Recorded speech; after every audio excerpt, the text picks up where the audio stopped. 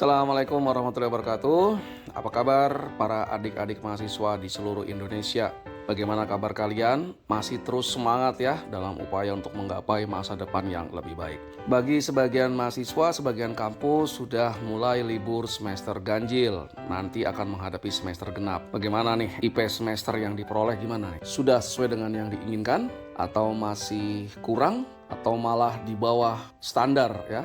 Di bawah 2,0. Nah, kali ini saya akan membahas apa dampak buruk kalau Anda tidak lulus suatu mata kuliah atau mata ajar. Nah, pastikan Anda harus selalu lulus dari satu mata kuliah hanya mengambil satu kali saja. Jangan berulang-ulang. Kenapa? Apa dampak buruk dari tidak lulus suatu mata kuliah?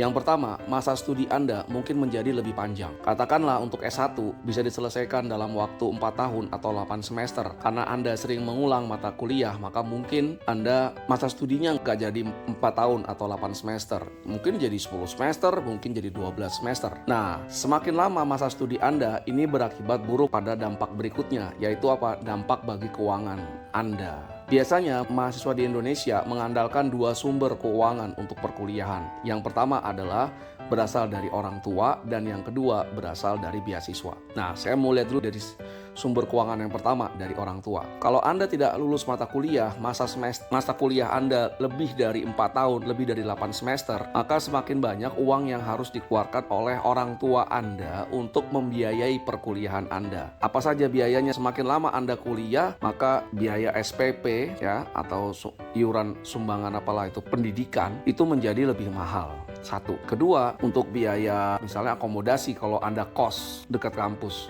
Semakin lama masa kuliah Anda, semakin besar biaya untuk akomodasi, untuk makan, untuk transportasi, dan lain-lain. Jadi itu akan memberatkan bagi keuangan orang tua Anda. Nah, kalau Anda mendapatkan biaya perkuliahan dari pemberi beasiswa biasanya mensyaratkan harus memperoleh IPK tertentu dan harus lulus berapa semester ya. Katakan 8 semester tadi 4 tahun. Kalau Anda tidak mencapai persyaratan minimal tadi, tidak dapat mencapai IPK tertentu, maka beasiswa Anda dapat dicabut oleh pemberi beasiswa. Nah, itu akan juga memberatkan nanti akhirnya orang tua Anda juga yang harus membiayai perkuliahan Anda. Nah, berarti Anda harus lulus kuliah. Yang ketiga, kalau Anda tidak lulus suatu mata kuliah, biasanya nanti untuk mengulangnya itu menjadi lebih males. Karena mungkin bosen lah atau hopeless lah, udah nggak akan ngerti dan segala macam. Akhirnya Anda harus mengambil mungkin 2 atau 3 kali atau 4 kali dan itu membuat Anda menjadi semakin frustasi. Kelulusan Anda semakin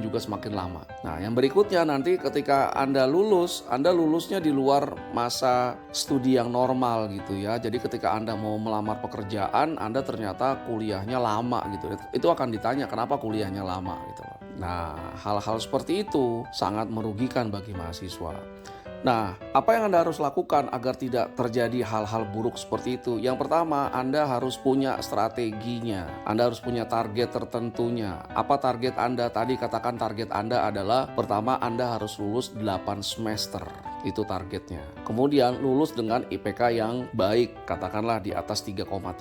Kemudian Anda punya banyak pengalaman magang juga, pengalaman organisasi. Nah, apa strategi yang harus dijalankan? Yang pertama, Anda pastikan selalu datang perkuliahan, kelas dosen maupun kelas asisten dosen. Kalau bisa, Anda datang 100% kehadiran. Ini kadang ada kampus yang mensyaratkan katanya minimal 60% kehadiran. Jadi kalau ada 14 kali pertemuan, itu cukup hadir 14 kali 60%. Jadi 8 atau 9 kehadiran.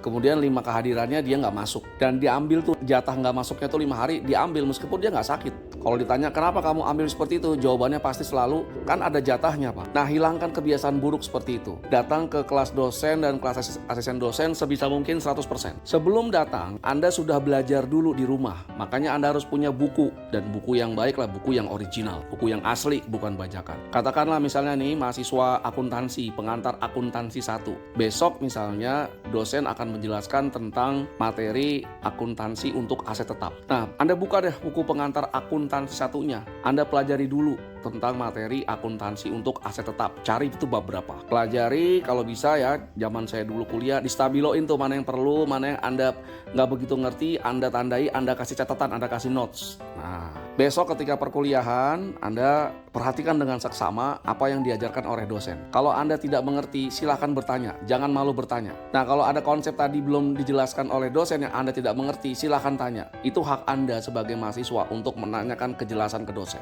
ya. Kemudian juga kalau diberikan latihan.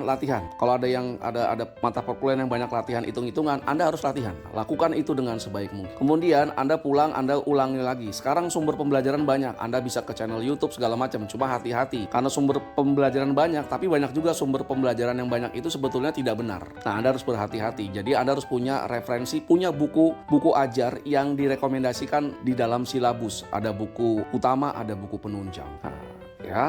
Kemudian jangan lupa juga berdoa. Jangan praktekkan sistem kebut semalam. Anda harus belajar setiap hari. Anda harus luangkan waktu, disediakan waktu sehari berapa jam. Nanti di akhir pekan atau weekend Anda boleh deh refreshing liburan. Nah, harus punya target, harus punya strategi, dan mau betul-betul berupaya, berjibaku, berusaha agar Anda dapat lulus.